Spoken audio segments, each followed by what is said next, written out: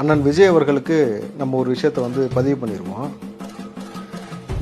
மிகப்பெரிய துயர சம்பவம் நடந்திருக்கு, மறுப்பதற்கு இல்லை. ஆனால் நீங்கள் இந்த இடத்தில் வந்து வருத்தப்பட்டு மனசு உடைஞ்சு இருந்தீங்க.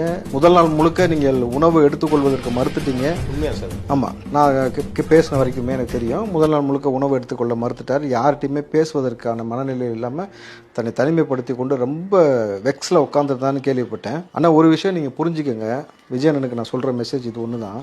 எதிரிகள் நம்மை சம்பட்டியில் அடிக்கிறாங்க அப்படின்னும் பொழுது அதை தாங்குவதற்கு நம் இரும்பாக இருக்கணுமே தவிர கரும்பாக இருக்கக்கூடாதுண்ணே.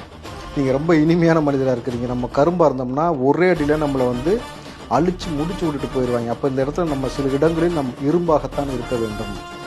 நீங்கள் ஒரு ஆள் ரொம்ப ஸ்ட்ராங்காக இருங்க போதும், வேறு எதுவுமே இங்கே தேவை கிடையாதுங்க. ஒரு ஆள் ஸ்ட்ராங்காக இருங்க. தமிழ்நாட்டில் இருக்கக்கூடிய பல நபர்களை என்ன செய்ய வேண்டும், எப்படி அரசியல் களத்தில் எதிர்கொள்ள வேண்டும் என்பதெல்லாம் பார்த்துக்கிறதுக்கு நாங்கள் இருக்கிறோம்.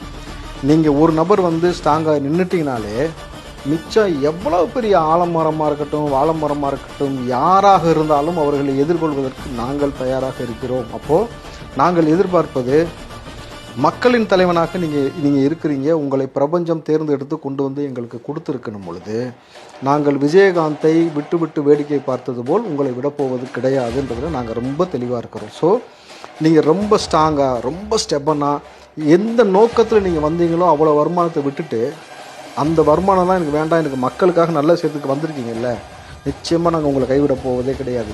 யாராக இருந்தாலும் பார்த்து கொள்ளலாம்ன்ற மனநிலை இருக்கிறோம். ஸோ நீங்கள் எதை பற்றியும் கவலைப்படாமல் கலங்காமல் நீங்கள் பொது வழிக்கு வாங்க.